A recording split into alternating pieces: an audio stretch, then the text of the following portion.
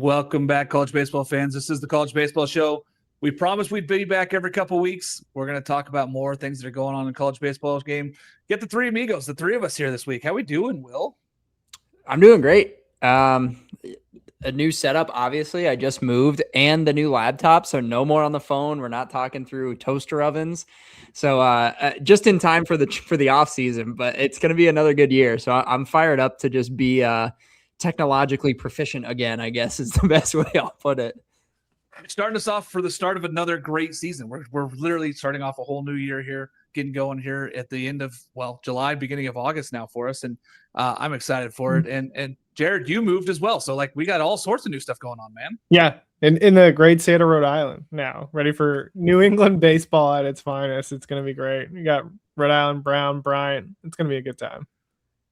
Lots of good baseball still. Still got lots of Northeast baseball. Still got Jared up there. And I'm your host, Mark Garland here. I didn't move. All I did was some renovations around the house, but we're doing college baseball, guys.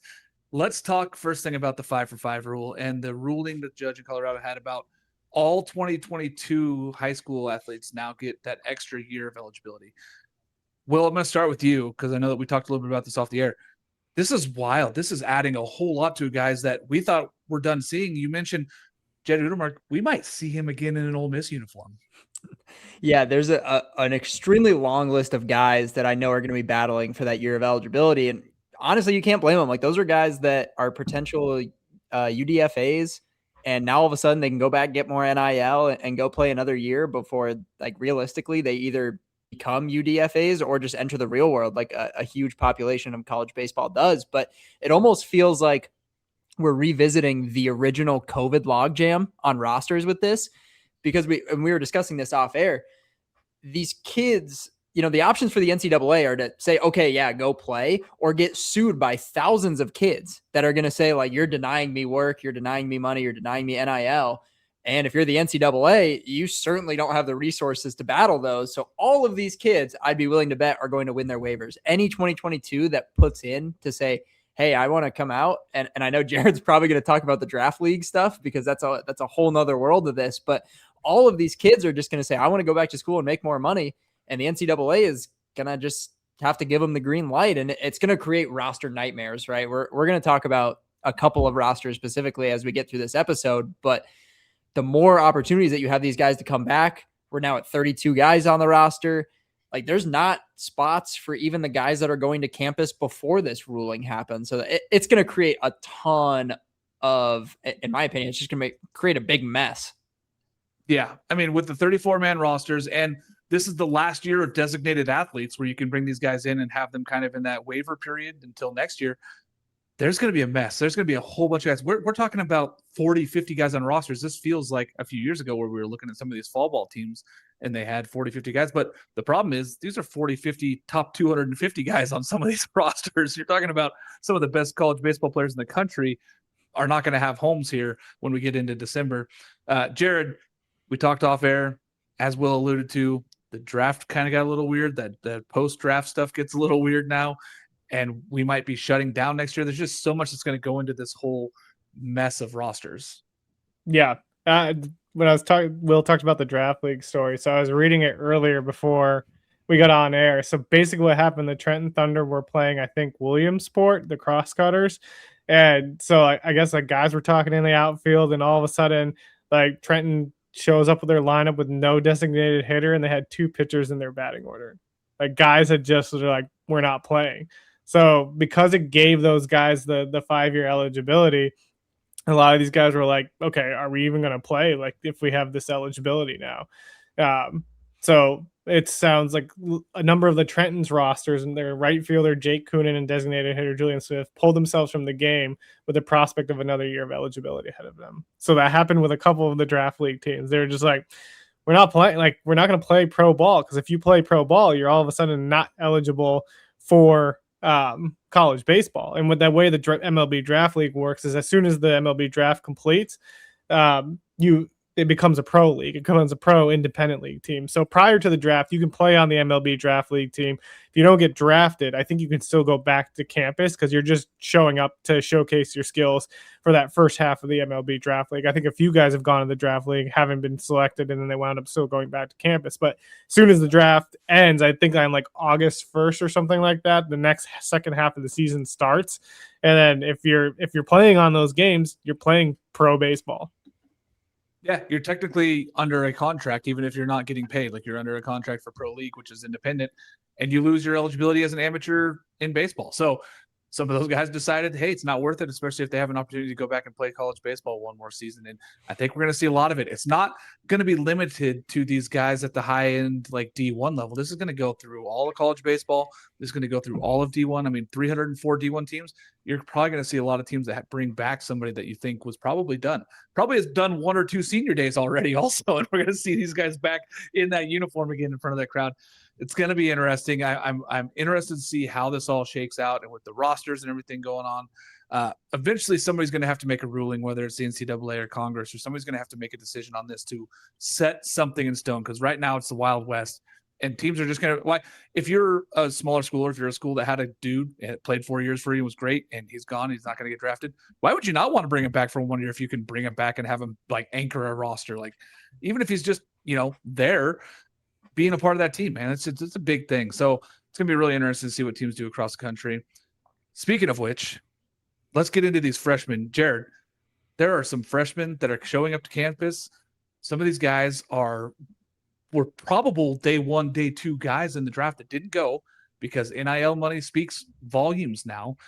But does playing time? Because some of these guys are going to have no opportunity. Yeah. LSU, you can just look at that roster and you got like, I don't know how many top 200 MLB draft guys that were freshmen are now going to campus. It starts with, of course, Logan Schmidt, who was the second rounder of the Guardians, wound up not signing. There were like rumors that he was getting offered over like $3 million. It was talks that he was looking at going to JUCO or going to LSU, ends up choosing the LSU route.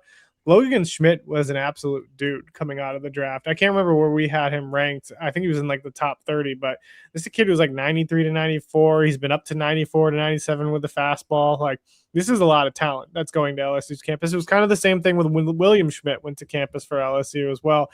He was a projected top 15 pick in the MLB draft and still wound up choosing to go to LSU. I don't know what the Tigers are going to do here. I'm looking at the roster, and I think they have 12, 13 freshmen coming to campus on top of their transfer portals. Their roster size is up to 40 right now. Like if you're a freshman and you look at that outfield right now of like Bino Waters, Jason Walks, Angel Lai, if you look at the infield, the Dawson Park, Stephen Milam, Cade Curlin, Mason Braun, like if you're a freshman, like where are you playing? You're not catching over our BD. Like there's not a lot of spaces. Yeah. You're going to fight pitching for a DH role, a platoon role. Like there's not a lot of roles. You might be a Tuesday or Wednesday midweek guy as a freshman. Like that's your only chance.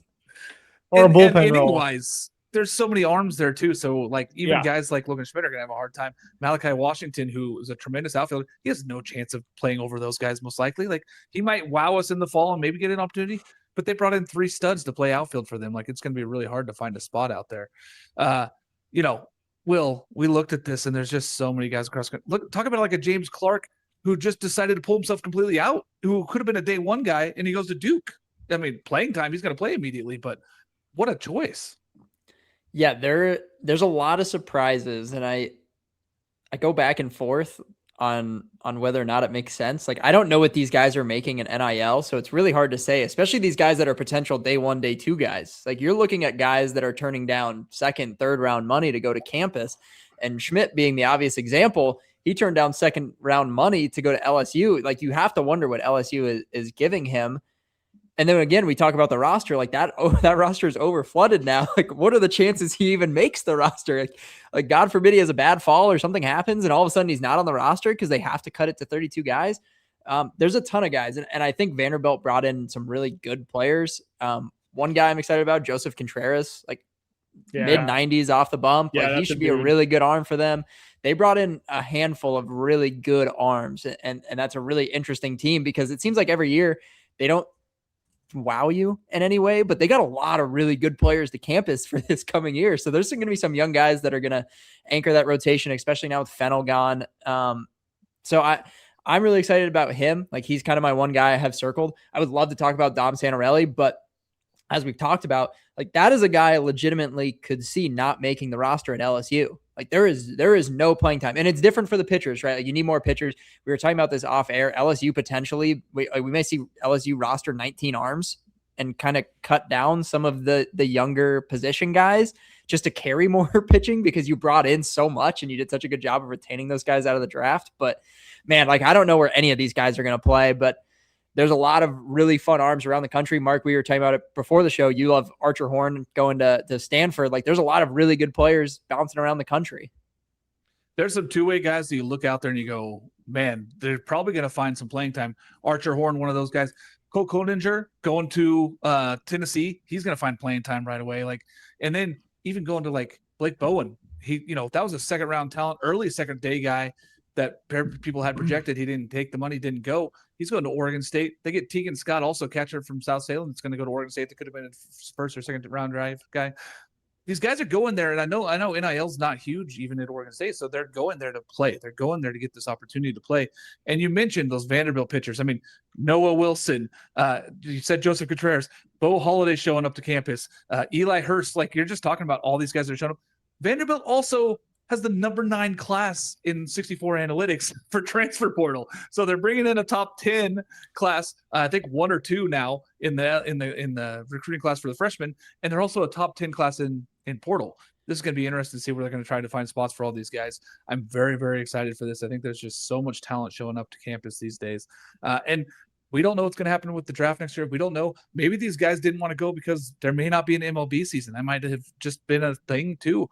This could be a thought process for these guys, that if they're really worried about a lockout next year, some of these guys that would be drafted this year, they're not going to get a whole lot of opportunity this summer.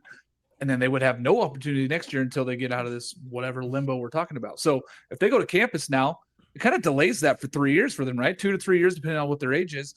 All of a sudden, MLB is going to be ready to go again. They're going to be ready to be draft eligible. They're going to be into whatever this new collective bargaining agreement is. Maybe that's what came over some of these guys that were kind of that fringe where they make, $2 to $3 million where they go to campus. Campus looks pretty good nowadays. I'm just going to say that. Is there a chance, I just thought of this, is there a chance that we're seeing so many guys go to campus this specific year because it feels like the 2027 lockout is coming, and that it's like, you might as well play for 2 years, especially for the freshmen, right? Like this, there's going to be a world of problems when we get down, especially with the new 5-5 rule with the MLB draft. If we're shut down for 2027, a lot of guys that should get opportunities that we may not see. But these freshmen, like, you have to wonder if a big piece of the decision is like, hey, if we're not getting crazy money as our signing bonus, might make more sense to go to the LSUs of the world for 2 years, collect your NIL money, and continue to play baseball, like not get locked out for an entire season, continue that development, arguably the most important age. I wonder if there's either agents, I wonder if organizations are maybe pushing kids and like telling them, I just don't know what's happening behind the scenes, but you have to wonder, like, hey, it makes more sense to go and develop at a Division I school for 2 years than it does to play a half season in 2026 to get your off-season development and get locked out for 2027. Yeah. It's big questions there. Jared, I mean, if I'm a kid and I was looking at this, you get to develop for a couple years. The development at some of these places is already better than the minor leagues in the major leagues. Like if you're going to go play minor league ball anyway, and if you're going to be locked out, you're seriously locked out in the minors. You have no field. There's nothing for you to do. You have no place to prep. Go to college. Yeah. I still struggle with the college versus pro debate on terms of development, because no head coach is trying to develop players, really. I mean, like, you sell your recruits on developing, but you're trying to win a national championship. You're throwing a guy out for 130, 140 pitches if you're trying to win a national championship.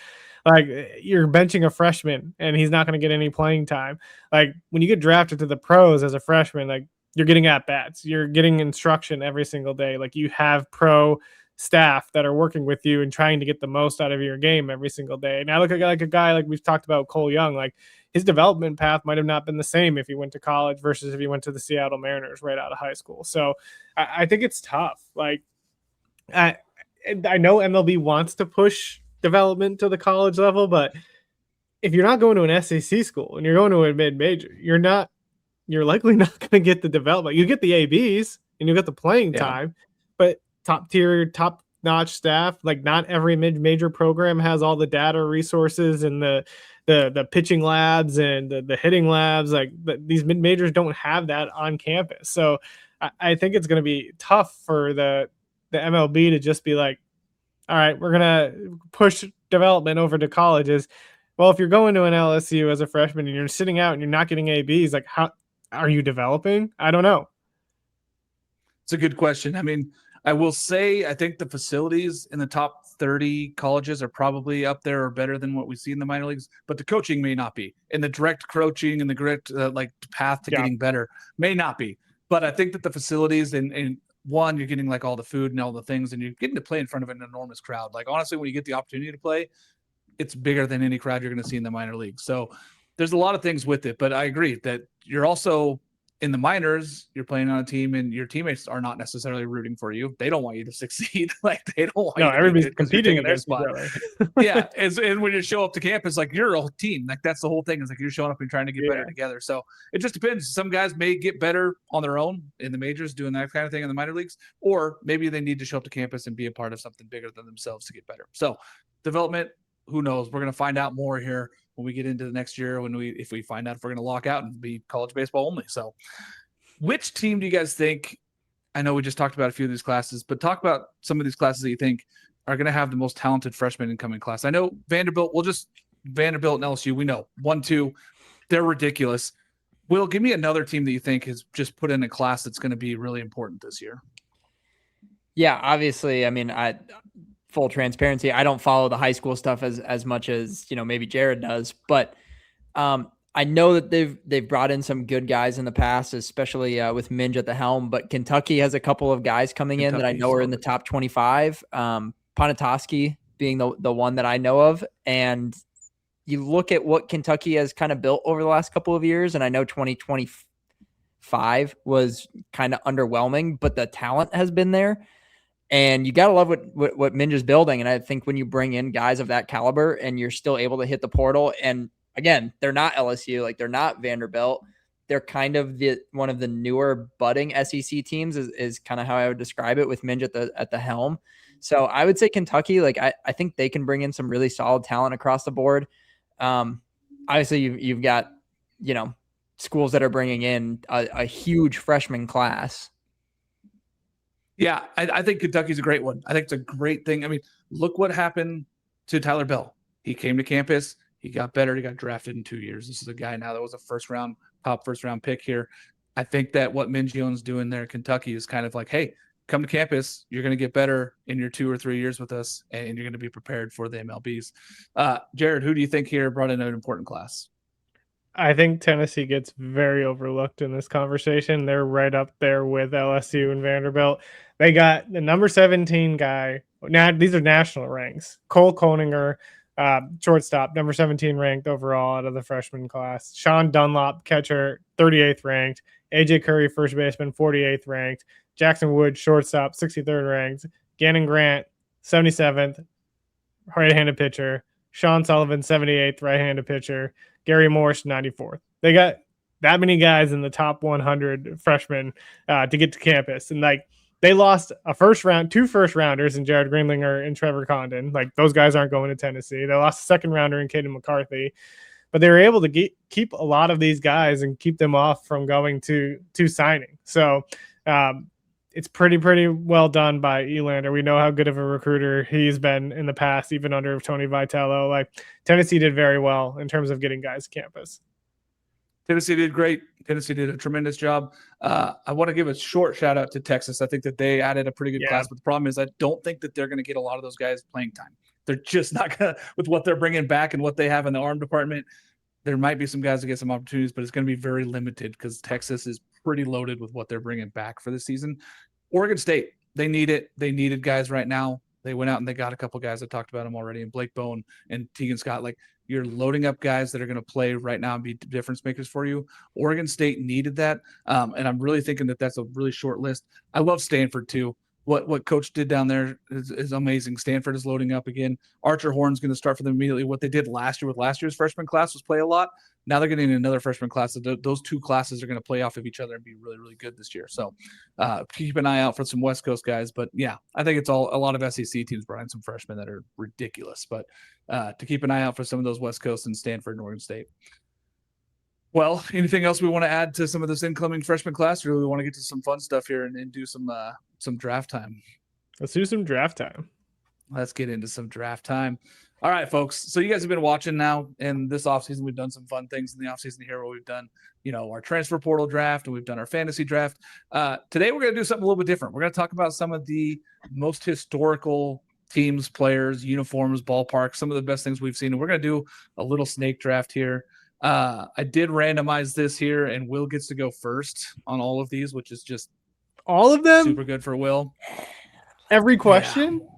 Yeah. We should have switched it up categories. I mean, we can switch it up if you guys want. I will donate those. I will donate them. Okay. We should snake. Like Will goes first for best team all time, and then snake Mark goes first. We'll switch it. I like that better because when I randomized it, I was like, the entire time. How does he go 5 for 5 in the randomizing? Because that's insane. But that's what happened when I randomized it. 5 for 5 out of the three of us. But so the first one here is, what is the best team of all time? College baseball, one season, best team of all time. Will, I will let you start here with your number one pick on this one. This is such a fun one for me, but I am gonna go with the 2018 national champions, Oregon State Beavers. One of my favorite offenses in all of college baseball history. You had Adley on that team, Nick Madrigal, Stephen Kwan, Trevor Larnach, who has finally, kind of found his stride in the professional realm where he kind of got off to that really slow start. Caden Grenier was really good on that team. And then, you kind of look at the pitching staff, and it may have not been, crazy names or guys that didn't do anything in the pros. You had Kevin Abel, who was one of the best freshmen in the country in 2018. And the thing that I always come back to with this team, and I know obviously the situation was really bad with Luke Heimlich. He was the best left-handed pitcher, if not the best pitcher in the country in that time frame. They also went the entire postseason run without him. Like, he pitched in the regional, didn't pitch in the supers, didn't pitch in the College World Series. To me, this is one of the most dominant offenses in college baseball history. A super fun team, a really fun year and story, like of teams that I got to watch and really follow throughout the season. That 2018 Oregon State team is just the one that I always come back to. And you had Mulholland in the bullpen as well, one of those elite closer type guys. I mean, this team truly just had every piece of a really fun team. Now there's guys and certain teams that did things really well in the past, but I feel like this was one of the most complete and dominant teams ever. And I know people will say, oh, well, they should have lost. Arkansas drops the foul ball and gives Trevor Larnach the opportunity to get another swing. And of course he parks it into the right field bullpen. So, whether or not you think they deserve to win it, they did win it. And to me, it's just genuinely one of the most complete teams in college baseball history, and they did it all the way through the postseason. 55-12-1 on the season. That's a pretty good record there for an overall season. And Pat Casey winning it there at his last season at Oregon State. Unbelievable there. All right, Jared. Now that we're going to the top one, I'm letting you pick next. Yeah, because I'm torn between two teams, and I want to see if you pick them and then make my decision easier. I'm going 2023 LSU. Like, that was a completely loaded roster. Paul Skeens, Tommy White, Dylan Cruz. Like, there was so much talent on that roster alone. Jared Jones was on that roster. And you're like talking about all these guys, and you're like, I don't see how anybody was going to compete with them. They were ranked very high at the start of the season, and then they kind of fell off a little bit. But then you realize how good Paul Skeens was. And once they got to the postseason, like, there was nobody beating this LSU team.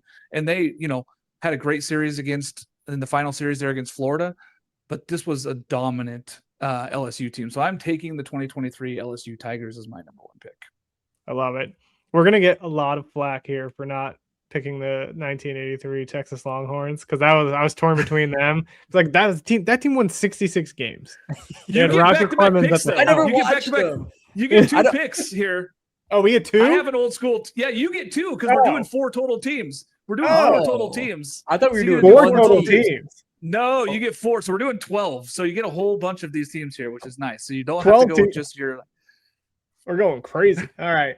I mean, I'm there's gonna so take, many good teams.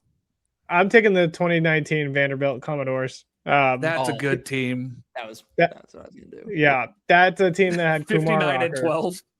Yeah. They won a national championship. They had Kumar Rocker. They had Jake Etter. They had tons of big leaguers on this team. Austin Martin, of course, we know, big leaguer right now with the Minnesota Twins.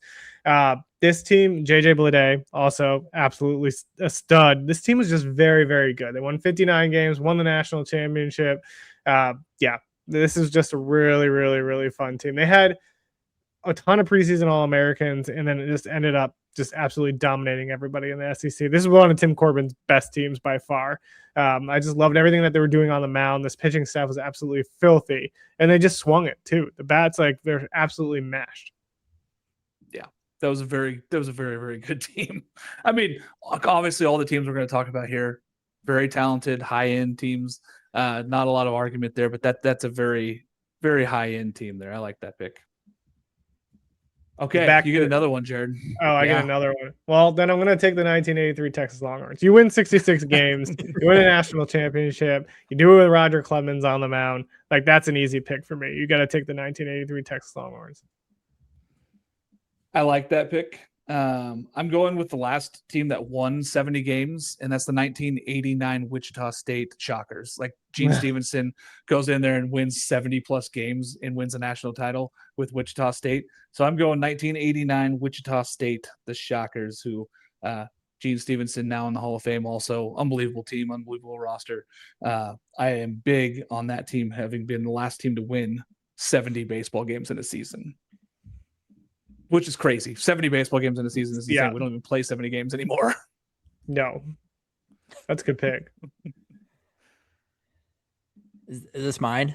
Yeah. This is you, Will, and you get back to back because we're snake drafting. Well, first, again, you talk about teams that won in just an obscene amount of games. 2024 Tennessee is going to be my first one here. I mean, 60 and 13 with the national title. You had Blake Burke, Christian Moore, Dylan Dreiling, Billy Amick, Dean Curley. I mean, this team was just absolutely loaded from top to bottom. And then, you had Vitello at the helm.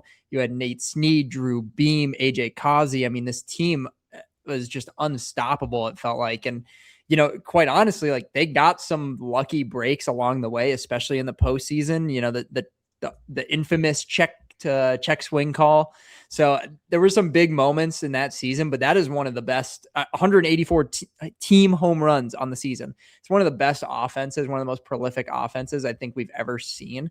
My second pick, I'm going way off the beaten path here because it's so impressive to me that this team won a national title. They were only 47 and 17, but give me the 2013 UCLA Bruins. I mean, this is a team that did nothing offensively, and not in a mean way, but like genuinely did not do anything offensively.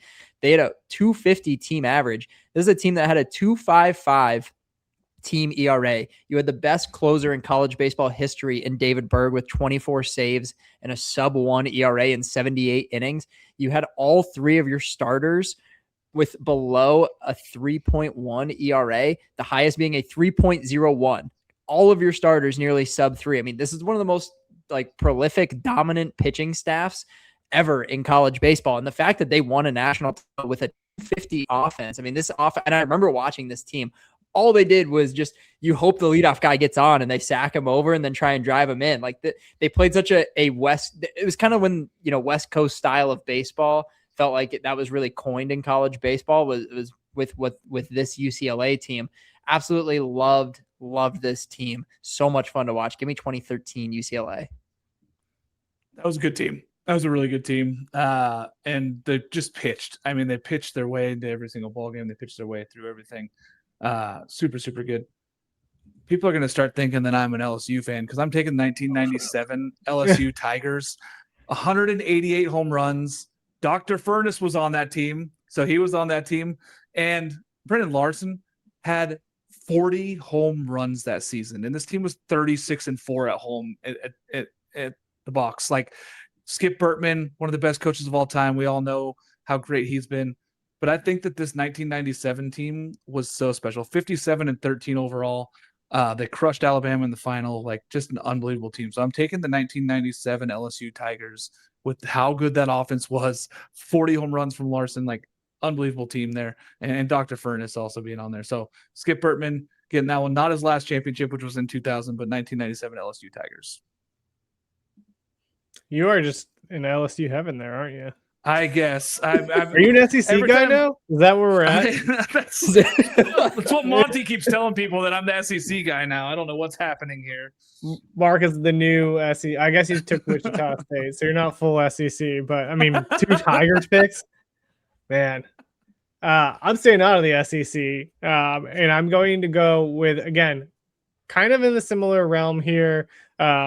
Of Will, a team that wasn't super impressive. They went 44-24 overall, but the 2015 Virginia Cavaliers. I really loved watching this team. This was a ton of fun when they made that run. They were kind of stacked too. Pavin Smith was an absolute stud. The dude just dropped bombs. Ernie Clement, we've seen him in the World Series now of the Toronto Blue Jays. Everybody kind of sees the super utility type player that he was, but and then Matt Tice as well. Like, this was a really, really, really fun team. I loved what Brian O'Connor did in Charlottesville and really brought this program to the top tier. And it was really cool to see them just kind of be able to pull this off as a 44-win team. They only went 15-15 in the ACC that year as well.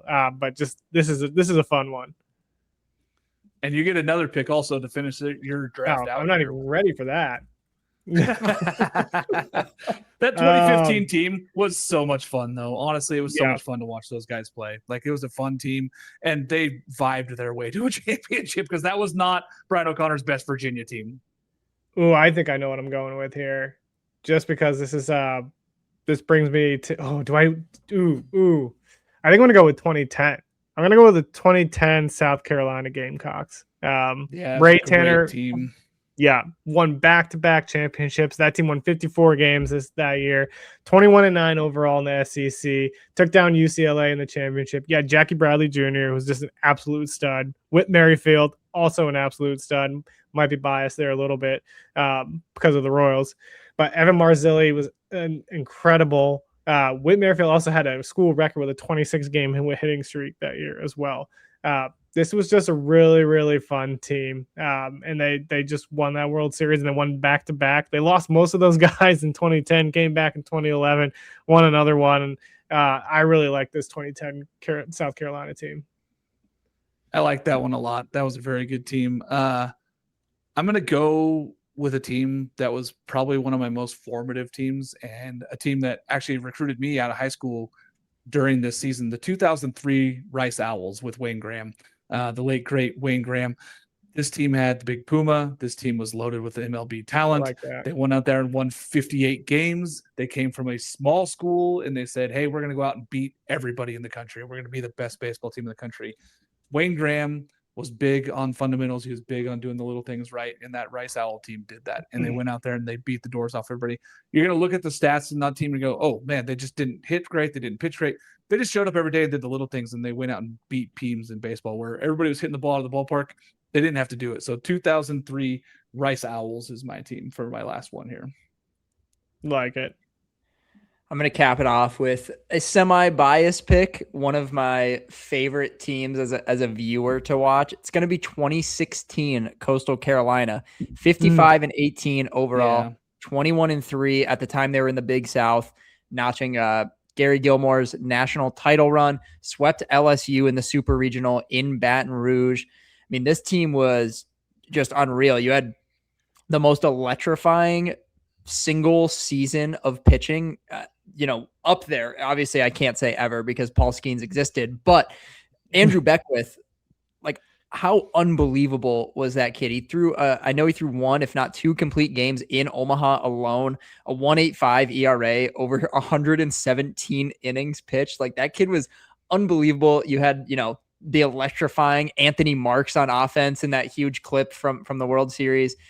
They beat a really good TCU team in Omaha that had Lucan Baker, who at the time was one of the best players in college baseball. We thought, he was going to be the second coming because he was a two-way at TCU, for those who all remember that one. I mean, this team was just so much fun across the board, did everything in a really fun manner, and really I was approaching college baseball at that time, and this was like the team I just clung to immediately. It was such a fun style of baseball.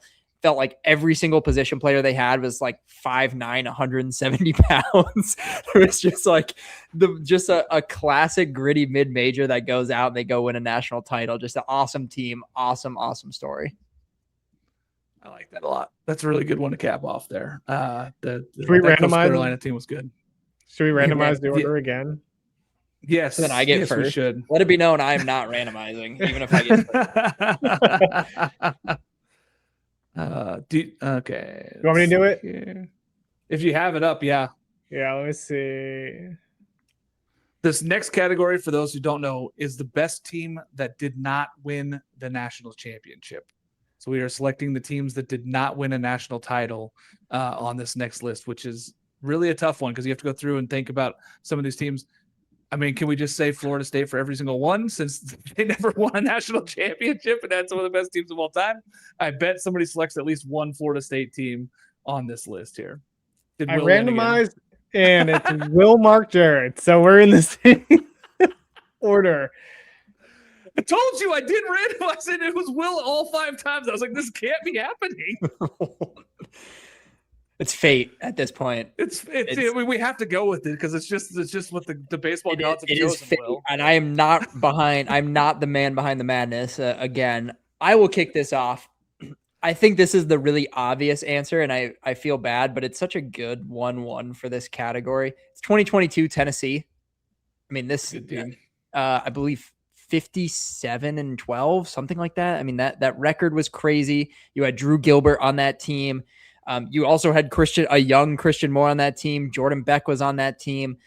You had Chase Dollander, Drew Beam, Chase Burns. I mean, this team was absolutely loaded. And this is the team that I feel like everybody falls back into when you talk about the best teams to never win the World Series. There were 57 wins on the season. And I mean, it's unbelievable that this team didn't win a national title with single-digit losses on the season. 57-9 was the final record for this team, 25-5 in conference play. I mean, this is hands down one of the best college baseball teams ever. And if they win the national title that year, they're probably talked about up there with every other team that we just talked about. You know, the last 12 teams that we just discussed, this would be a single-digit loss national championship team had they not gone down. So give me 2022 Tennessee. I like that team a lot. That's a very good team. It's me next, right, Jared? Yeah. And this one might sound homerish too, but it's not at all. It's the 2017 Oregon State Beavers. They were 49-4 in the regular season in 2017. They won 27 games in the Pac-12. They went 27-3 in the Pac-12 that season. They set a record for victories in a row, consecutive victories. This team was insane. They had 27 victories in conference. They were the number 1 overall seed. They didn't lose a game in postseason until they got to the College World Series. They went 5-0, rolling through everybody until they went to the World Series. They got beat twice by LSU, who didn't even end up winning the national championship, who ended up being Florida that season. So, but I think that the best team ever to win it, they ended up with an overall record of 56-6. This was a very good Oregon State team. So give me the 2017 Oregon State. They went 15-0 in May. They didn't lose a single game in May. So that was a very good time to get super hot. And I'm taking Oregon State 2017. I love it. This is going to be easy. Back-to-back picks here. One, this is going to be biased because I was a student manager for this team, but I'm doing the 2010 Arizona State Sun Devils. This is a team that went 52-10 under first-year head coach Tim Esme after they fired the entire coaching staff early in the season. They went 20-7 in conference. They beat out UCLA, who had a rotation of Garrett Cole and Trevor Bauer on your Friday and Saturday nights. It was absolutely insane what UCLA was bringing to the table. But this is a team that had Brady Rogers, Seth Blair, Merrill Kelly, Josh Spence, Jake Barrett in the pitching staff. Most of those guys made it to the big leagues. We know Merrill Kelly's been a big leaguer for a while. Jake Barrett made it to the big leagues. Josh Spence was in the big leagues for a while. On the offensive side, they had Devin Marrero, who was a first-rounder for the Red Sox. The Torres brothers were absolutely insane on the middle of the infield. On the outfield, they had Matt Newman and Johnny Rudiger. Jimmy Patterson. Jimmy Patterson was also a pitcher for this team as well. Cole Calhoun was in that outfield as a senior. And then behind the plate, they had Austin Barnes and Jorge Carrillo. Like, they had two catchers who got drafted super high. This team crushed. I think at one point they were on like a 25-plus game winning streak. Thought they were never going to lose. Go to the College World Series. Wasn't a great showing. They went 2-0, which was brutal. Like, they were absolutely incredible. They went undefeated in February. They went undefeated in March. So I'm looking at the calendar here. They lost 5 games in April, and then in May they lost only 3, and then they swept out of the regional, took down Milwaukee in Hawaii, took down Arkansas in the super regional, who was number 15th ranked. That Arkansas team was absolutely stacked. And then they go right to College World Series and go 2-0 to Clemson in South Carolina, which is brutal. We know South Carolina ended up winning in 2010, but I love this ASU team. It was a very, very, very good team. I like that one a lot. My second pick that's good here. This is going to be an easy one. The 2026 UCLA Bruins.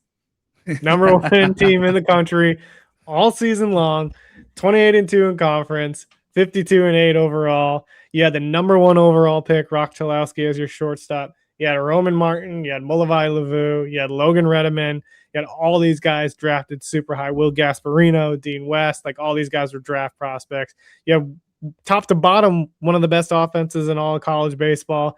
You had a really, really good pitching staff. Outside of Logan Redeman, you had one of the best bullpens in all of college baseball. It's just the fact that they didn't even get out of regional, I think will like sit with a lot of college baseball fans for years, especially UCLA fans. Like, this team was destined for Omaha, and the fact that they could not even get out of their own regional was just brutal. That was a tough one. I remember sitting in the press conference in Eugene and like watching on the TV as they lost. I'm like, they're out. Like, this team is out in regionals. I did not think that was ever going to be the case, especially with their road. Very, very, very good team there. I'm going with another semi-recent team and one that kind of gets forgotten about, even though one of the best games of all time that we saw pitched at the World Series there, Skeens Louder, 2023, Wake Forest. This Wake Forest team was the number 1 overall team in the country. They were 54-12. They were absolutely loaded. They happened to run into one of the best teams of all time in Florida in LSU in 2023. This 2023 Wake Forest team was loaded with talent. They had a ton of coaching. We loved every bit of watching this team play.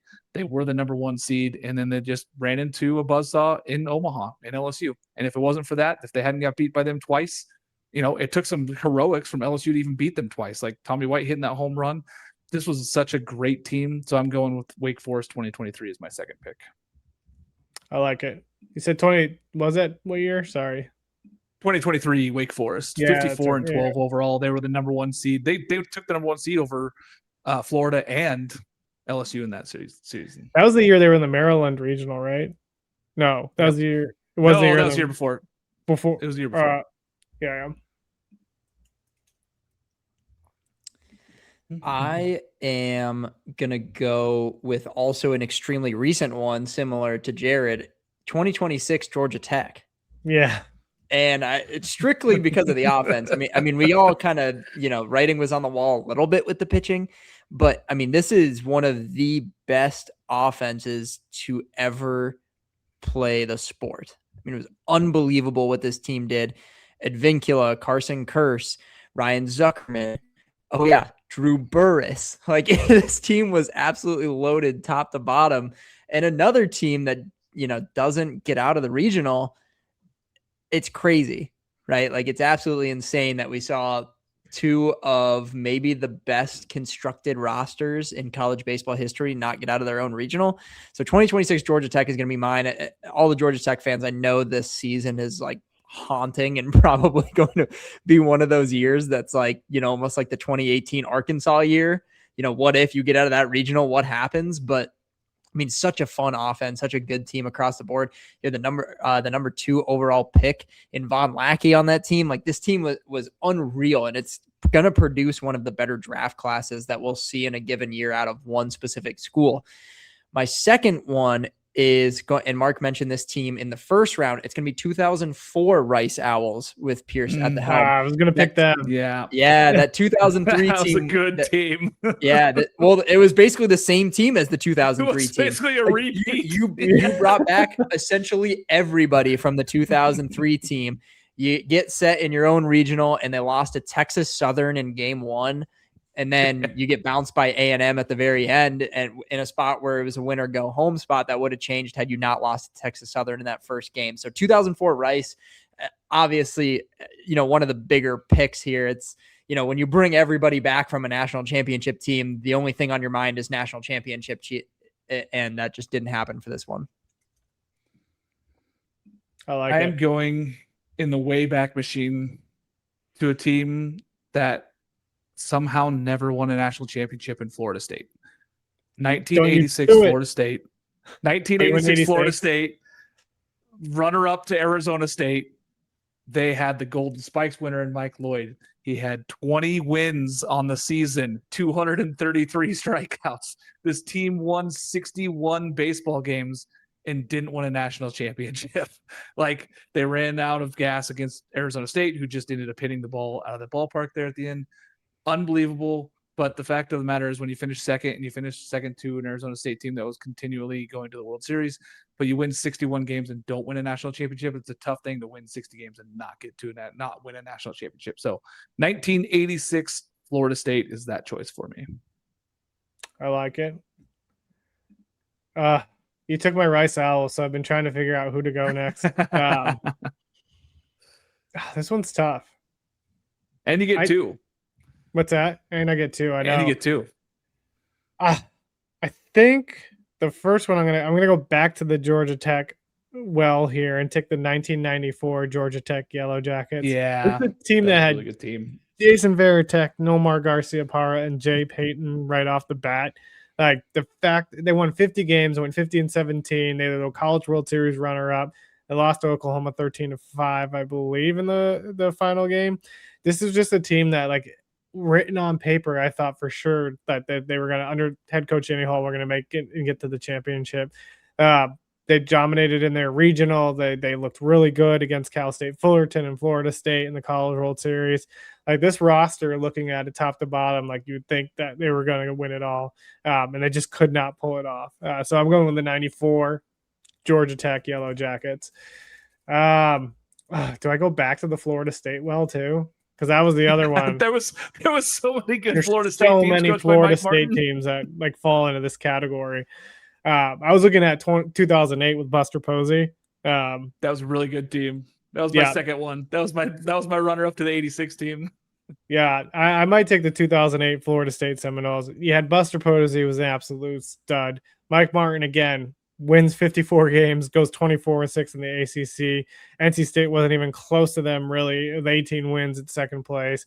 Like, Mike Martin, I just wanted to see Florida State, especially during that Buster Posey tenure, win a national championship, and they just could not pull it off. Like, I feel like Martin's like one of the best coaches of all times that never won a national championship. I really thought that he would get one during his coaching career at Florida State. And I have to pick this 2008 Florida State team. It was just too good. That was a really good team. Loved that 2008 Florida State team. I'm going the year prior to a runner-up that lost back-to-back seasons to Oregon State in Mike Fox's UNC Tar Heels. This team won 56 games. That's a good one. It was like clearly the best team in the country that year. Oregon State, who ended up winning the national championship, was like one of the last teams in the 2007 selection show. This team for UNC was loaded. I mean, they had Kyle Seager, they had Dustin Ackley, they had Tim Federer. It's like this team had an unbelievable amount of talent, and then they ended up getting to the national championship and could not win it. This team was loaded up with talent, and the fact of the matter of getting back-to-back national championships and being national runner-ups twice, that one stung a little bit more, especially with this team being so good. Mike Fox was the head coach. Scott Forbes was on that roster as an assistant coach. Like, this team should have won a national championship, and they did not. So that is my pick. My last pick there is the 2007 UNC Tar Heels. So we need Florida State or UNC to win a national championship next year. That's what we're saying. It's crazy that these two teams have not won a national championship. Mark, I really thought you were going to take mine when you said the year before, because I'm also going with 2007, but it is not that team. It's going to be a 2007 Vanderbilt Commodores. That was a very good team too. I was stuck between those two, honestly, because it was like coin flip. They were 1-2 all season.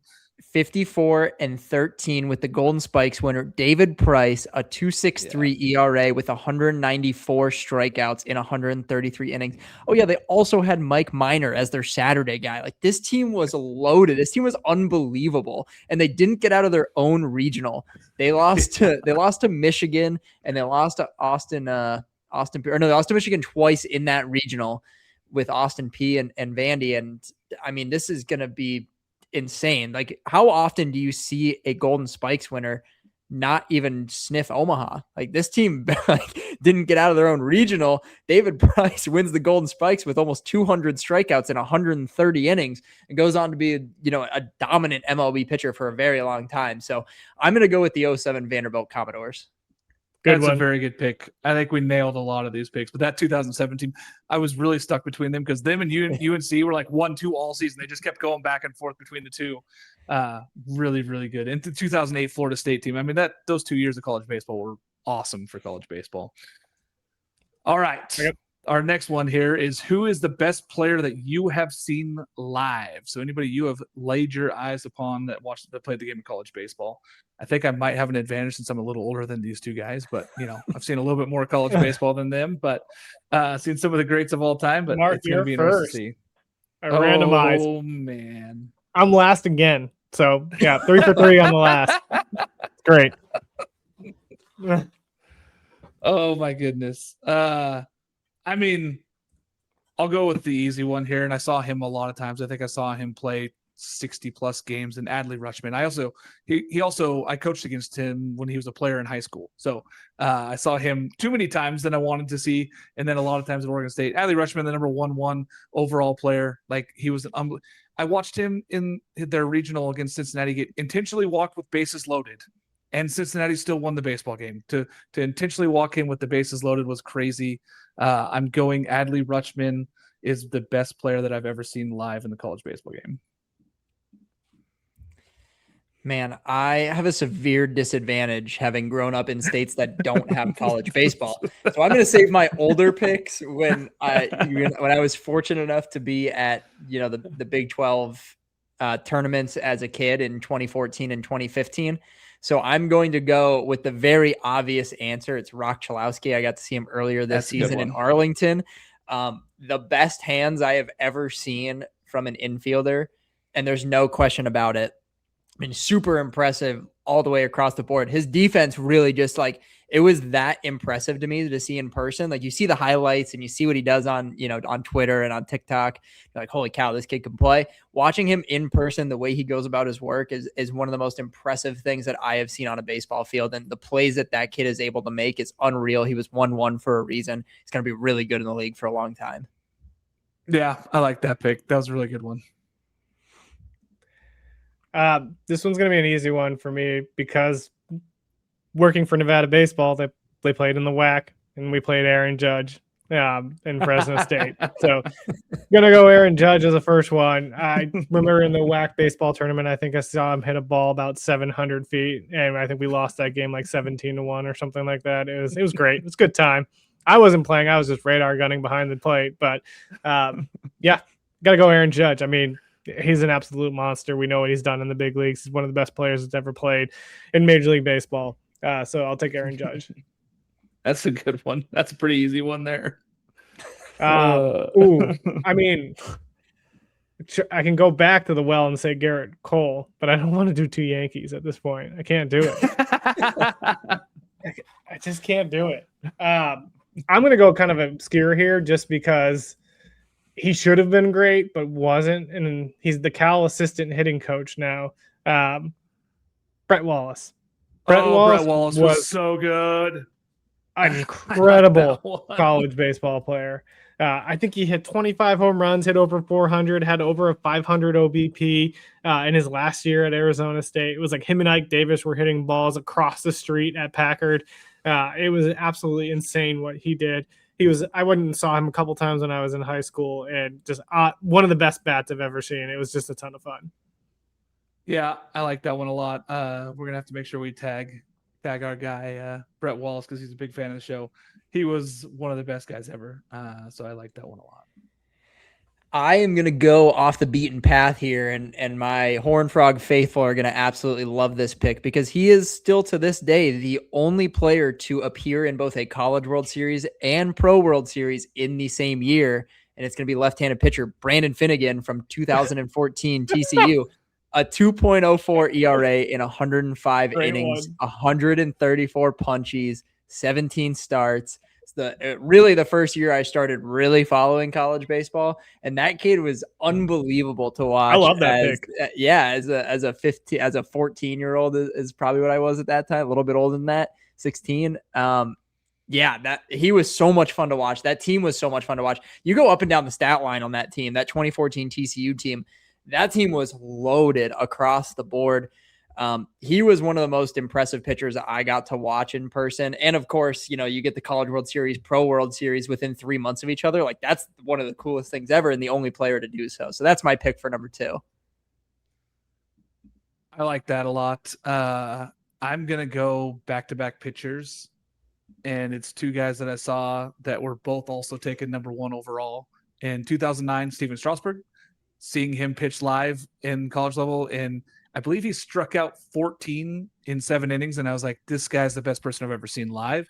And at that time, he was just mowing down people. And again, he pitched at San Diego State, and there wasn't a whole bunch of competition for him, but you just knew he was something special.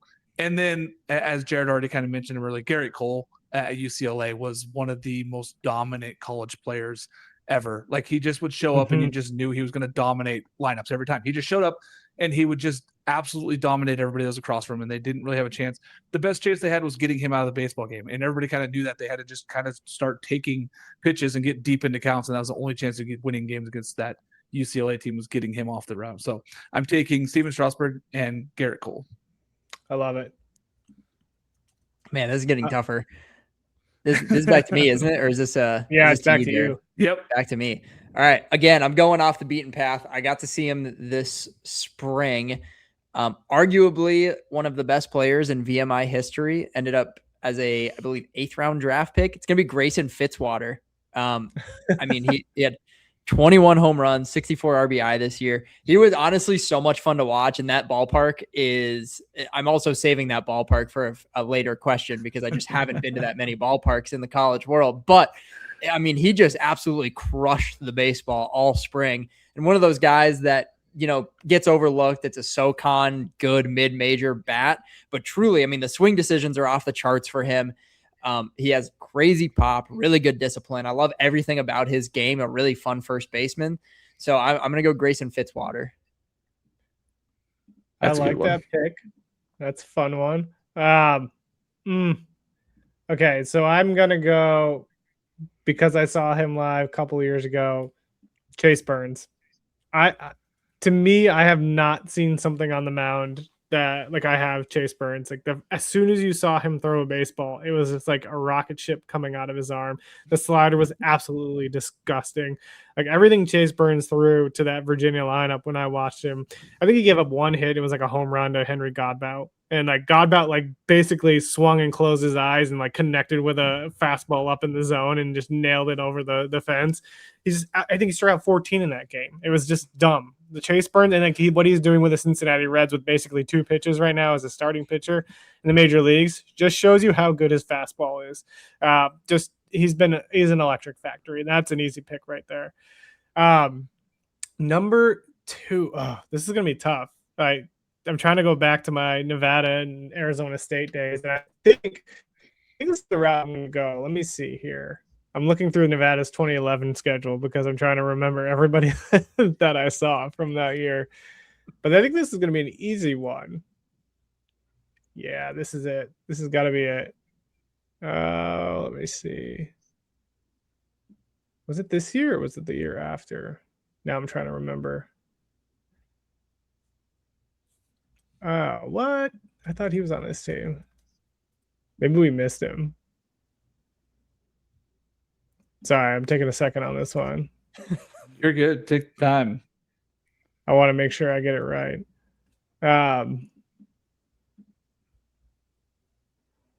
Oh, he was 2012. Okay, so I did see him. It wasn't 2011. I saw him in 2012. I was like, why is he not on this roster? I'm looking at the box scores and he's not showing up. And I was like, wait a second. Reese Hoskins at Sac State. Oh, That was one of the best bats that I've seen in college baseball. He was just an absolute stud. I think he went homer twice when we played him. Coming out of Sac State, just was kind of overlooked. No one really was paying attention to him. Had a really, really good MLB career, just a ton of power. Really loved watching Reese Hoskins play. that's a good one. I like that one. That one's really, really high up on my list too. That's a really good baseball player. I'm gonna round out my list here with a really obvious choice that nobody has talked about so far. Cam Flukie. Saw him in Omaha in 2025 and that Flukie versus Anderson game, and I could have gone with Cade Anderson. Yeah, I could have gone either or. Genuinely, I'm just coin flipping and picking Flukie because the arsenal to me was a little bit more impressive in terms of rounding out, whereas Anderson is like a 2-pitch guy. That game was one of the single best pitched games on both sides of the ball, if not the best. I know everyone talks about louder Skeens. Like, we need to talk about that Flukie Anderson game a lot more because that was one of the best offenses in the country. And Cam Flukie just mowed them down like it was nothing. Cade Anderson was unbelievable. It's going to be Cam Flukie for me. I mean, he's just one of those guys that was so impressive to see with my own two eyes. It's like, holy cow, this kid is something different, especially as a sophomore. So super fun to watch. That's way up on my list. I like that one. Yeah. I forgot about Cade. I don't know how I forgot about that. I would have taken him over Reese. I mean, I'm taking Paul Skeens. Seeing Paul Skeens live was something else. It was something special. It was really close for me to put in some of those other pitchers that I saw live. I mean, I've seen a no-hitter live, and I still think what Paul Skeens did on multiple occasions, getting to watch him pitch, was unreal. So I'm taking Paul Skeens in this one, even though I've seen so many great West Coast guys. He was just something really special for me. So I'm taking Paul Skeens. Well, Mark's list just blows ours out of the water. Crawford, Cole, Skeens. I mean, hey, you passed on Cole. You could have had Cole. You passed on him. You could have taken Garrett Cole. You could have instead. You didn't pass on him. So instead, I got 4 number 1 overall picks that were insane. I mean, Judge, Cole, Burns, Hoskins. Well, I probably would have taken Brett Wallace, so that would have been better than. But I just had to go Brett Wallace. I had to go my guy. I would have taken that 100%. I love that one. That was a really good one.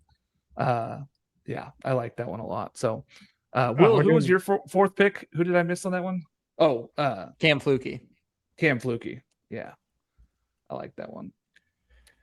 Best uniforms. Now this one's like all opinion here. This one's all opinion here. I'm not. So I randomized the order. Go first. I'm first. Mark second. Joe last. Yeah. Good. I'm taking the Navy baseball Jolly Rogers uniforms as my first. That's a really good one. I love those.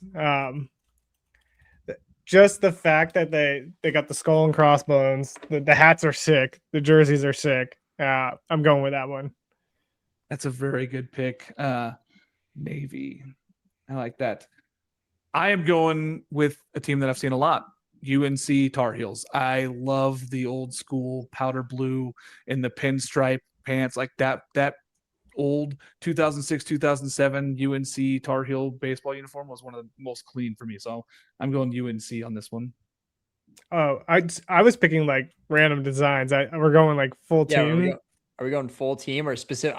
I was going specific as well. You could pick a specific uniform. I'm picking the powder blues that they won in the 2007 national championship. That's the one I'm going with. So like it. Okay, I'll put North Carolina powder blues 2007. Yeah. Like it. All right, I've got my 2 right here. My first one, I feel like this is gonna be a little bit of a hot take. I have such a fascination with a good cream uniform. Give me the Arkansas creams that they wore. I know the one big year they wore was Yeah. that 2018 team, but that uniform to me is like a good cream and red combo for me is one of the best things out there. Absolutely love that. My second one is going to be Don't you do it. Don't you so take it. obvious. It's going to be Hawaii. It's going to be the green Okay. jerseys with the green hat. Yeah. It's too Yeah. obvious. I mean, I love all their unis. I really do like their creams, but I didn't want to go back-to-back cream. So give me their green ones with the green and orange cap. Those are too clean for me to not take. That's a really good one. I like that one a lot. Man, there's a lot in here. The cream, the Arkansas cream, I was thinking like the Oregon State, kind of that same thing, like that cream script that they wore, but I like the Arkansas ones better. They were just a better looking With uniform. the A, yeah, the cursive A on the chest. Oh, so good.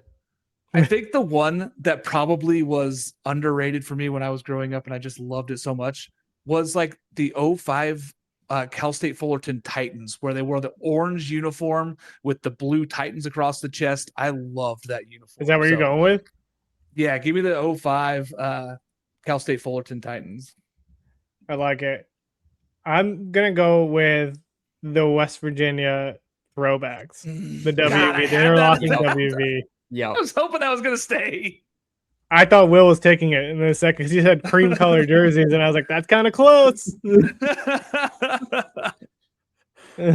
going with the interlocking WV throwbacks. So good. Oh, I got two. I forgot. You get two. Dang. Ooh. I do love. See, everybody likes the Tulane Mardi Gras ones. I don't know if I love the Mardi Gras uniforms. Not gonna lie. Best uniforms. I actually did an article on this, so I'm pulling that up real quick. Yeah, of course I ranked the Navy ones number one. Those are dumb. The Mardi Gras ones I just don't like. They do. I will say they do the Mardi Gras one the best of anyone that does it. They do. Yeah. I don't like a lot of the other ones that come out. I'm going to round off. I'm going to round off with the ECU powder purple jersey. Great pick. The all purple. I liked High Point's powder purples. Man, but I like the powder purple ECU. Yeah. High Point does the powder purple with the white pants. I like ECU going all purple top bottom. I'm going with one that maybe is going to be hated by a lot of people, but I loved it growing up, was the Barry Bonds Arizona State Sun Devils uniforms that were like the triple colors that were like, oh, that color was rad. So yeah, Arizona State at 80s. Those uniforms. They wore those this year. They did those as their throwbacks. Did a retake of them this year. They were so rad. They're awesome. I love those. That was actually going to be my pick. I'm sorry. It was such a good uniform. That is such a good one. Well, I'm glad that Jared didn't take mine. I wasn't going to take the Mardi Gras one, but I am going to take the Tulane, whatever you want to call it, powder blue, light blue with the bird on each side of the bat. That is one of my favorite logos in all of college baseball. There's nothing better than that. With the pelican. So, yes, that is one of my favorite logos, one of my favorite uniforms. My final pick is a really tough one, but I love the old style vests. Like, I think every school should have a vest uniform. And I'm going to pick Troy's vest, the pinstripes. They're so clean, black sleeves. It's simple. It's timeless. It's throwback because I feel like every college baseball team, circa 2010 and before had a sleeveless jersey and or just wore like the vests. I love that look. Give me Troy's vests. I love that Will went outside of Arkansas, went all his stand teams, basically. Hawaii, Tulane, Troy. It has to be. It has to be. It's so good. Oh man, I'm probably gonna reach a little bit out there, but this might just be historic for me. But the Texas home whites are so clean. So I'm going to take the Longhorns and the Texas home whites. I think that they just look so sharp, and it's just a cool color scheme there of that little bit of a burnt orange there, and the white is so clean. So give me Texas home whites. I'm gonna do when though. Can I take it because it was a special edition jersey? Are we allowed to do that? Yeah. I don't know if they. Yeah, brought if you it think back. it's a cool jersey. The Campbell Camels when they did the Nobodies from Nowhere jerseys.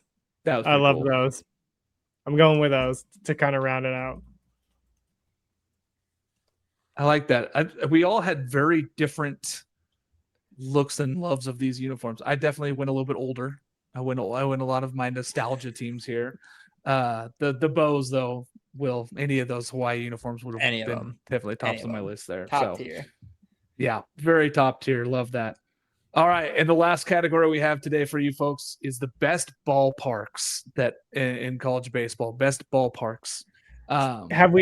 Should we do ones we've been to, or does it? I don't even think I've been to 4. It might limit some people. So I've been to 4. I mean, it's up to you guys. If you guys want to do best ballparks we've been to, or the best ballparks in general. I mean, I have a hard time ranking a ballpark if I haven't been to it. I'm going to pick ones that I've been to. So that's what I'm going to be picking ones that I went to. So yeah. Do I have to have seen a game? You know, I'm going to go with the contingency that I have been to ballparks that I haven't seen a game in, but been inside of. And so I will be going on that basis. Yeah. You've been I will to not the be ballpark. Revealing some of those. I will not be revealing how I got into some of these, but we got in. I love it. I randomized the order, and first is Mark, then myself, then Will. Well, I'm going with one that I don't know if either one of you guys have been to, but it is the best place to watch a college baseball game, and I will die on this hill. Les Murakami Stadium, Hawaii. Like, it is unbelievable. Damn it. Can I pick it? That was going to be my first one. No way. You're in Hawaii. You're getting to go to a game at Hawaii. The stadium is awesome. It's an old school stadium. It's double deck. It's all concrete. It's loud. The crowd shows up.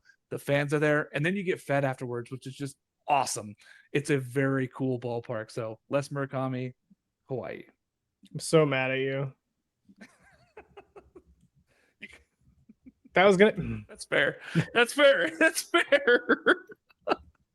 Like, I don't even know what to go with the number 2 now. I have my picture of me at Les Murakami up on the wall. So it's in my office at all times. We traveled to Les Murakami we played Hawaii for the last series in the WAC.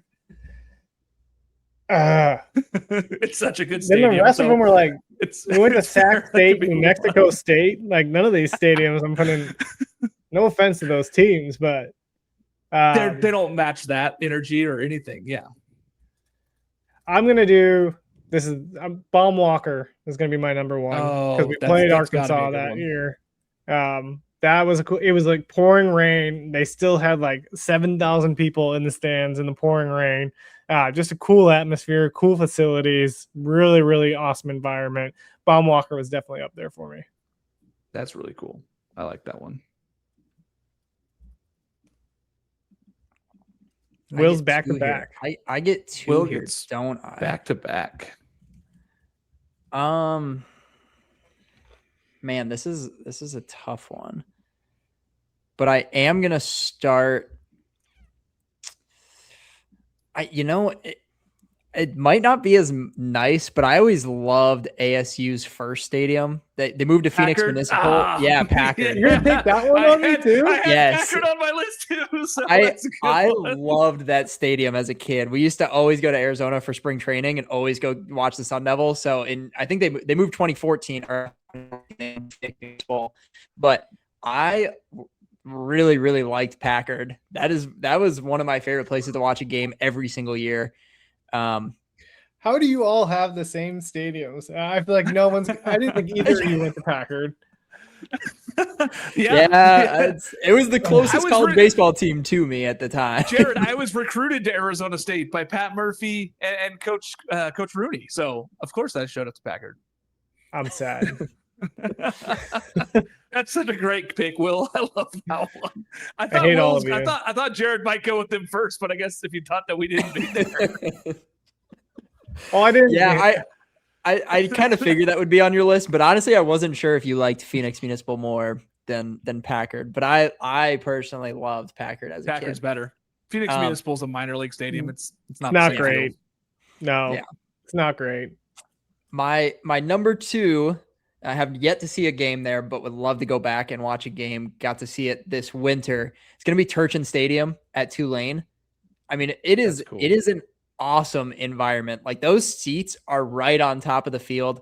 Can imagine that place just getting packed out and rowdy for a Friday night game. Like, that place is really, really cool. It's a really cool atmosphere. The field, the playing surface is absolutely beautiful. The backdrop is really cool.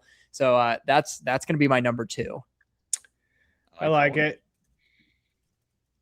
I'm going to do this just because I'm mad at Mark. I'm going to take Goff because that's the only reason is because I'm mad at Mark.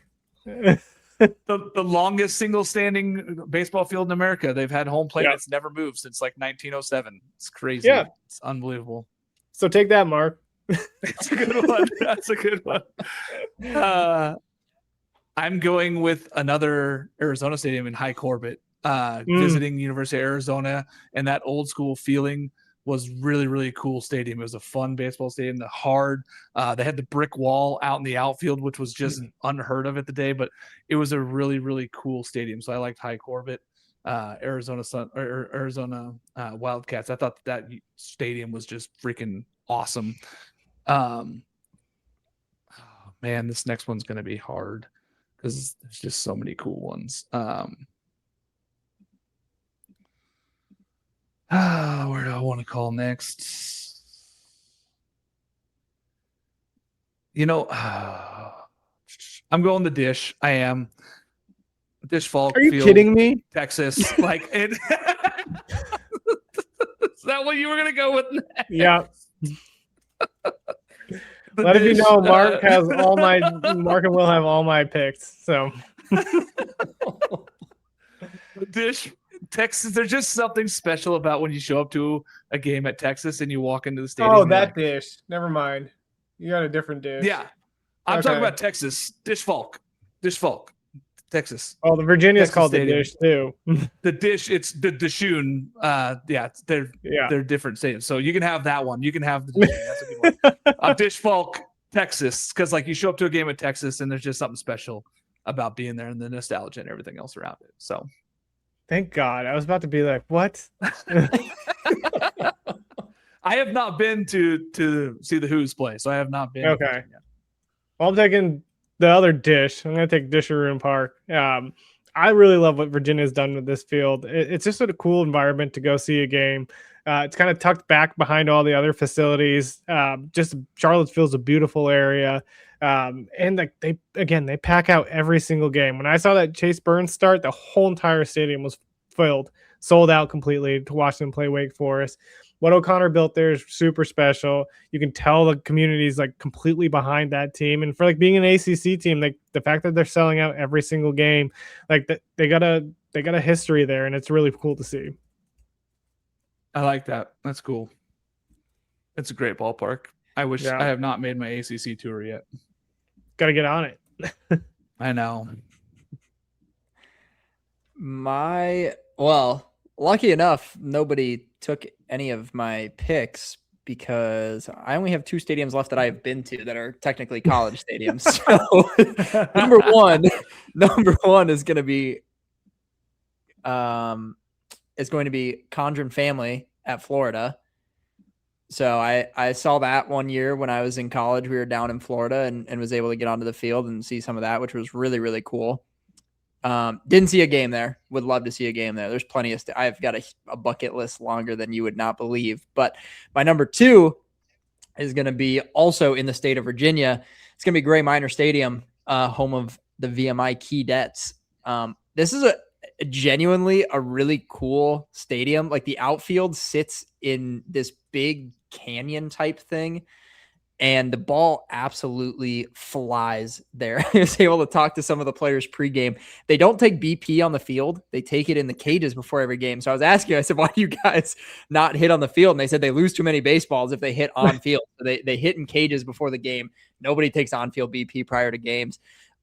It's a really, really cool little spot. There's a lot more seats than you would anticipate. The playing surface is really cool. And they've got a really nice video board. The outfield logo is obviously sweet. And I just honestly, the campus is way more like neat than I thought it was going to be. It's really historical. It's a really cool part of the state that I hadn't been to prior to this year. So give me Gray Minor at VMI in Lexington. I like it.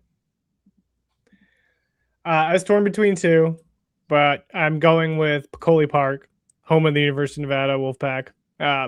It's got the BYU feel. It's got the mountains in the background. Downside, all turf field, so that's kind of, but you get that a lot in college baseball, and especially in an atmosphere like the high desert up in Reno, like snow and everything else like that. You got to have the all turf field, but it's just an awesome environment. And maybe nostalgia because I spent so much time there, but you got the mountains in the background, just a beautiful place for a baseball game. I like that one. That's a great one too. I was torn between two here, and one's more nostalgia than the other one. The one I'm not going to go with is Mike Martin Field at Dick Howser Stadium in Florida State. I mean, that's the one I'm not going to choose. Pretty cool place to watch a ball game. So if you ever get a chance, it's a fun old stadium there. The one I am going to choose, University of Washington Husky Ballpark. It sits on the Palouse. It's literally hitting into the ocean. So you can hit home runs into the ocean. It's a cool ballpark on the edge of campus. You go all the way north of Seattle there.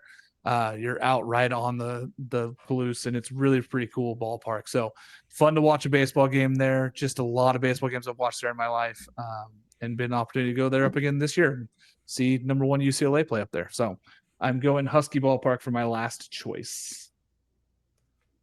All right.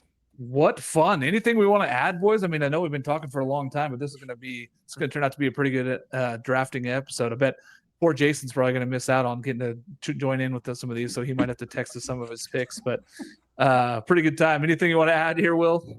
That's all I got. Always a pleasure. Can't wait 2 more weeks. We'll probably jump back on and record another one. Jared, anything else you want to throw at the fans? No, I mean, excited to just be talking college baseball in the offseason. There's not much going on. Draft's over. So until fall ball starts here in a couple months, we're just going to be having some fun. Bringing you some college baseball content in the offseason. Yeah, lots of fun stuff here. We're going to have tons of coach interviews coming up. We're going to have some ballpark tour stuff coming up as well. We're going to have more of that news coming out soon. If you guys have not seen, Just Baseball Media now has a card breaking also. So if you go on Whatnot, Just Baseball Media breaks. They're doing card breaks on there. Go on there and check them out. For all of us here at the College Baseball Show, thanks for joining us. For Will, Jared, myself, we'll see you guys here in a couple weeks. Thanks for listening.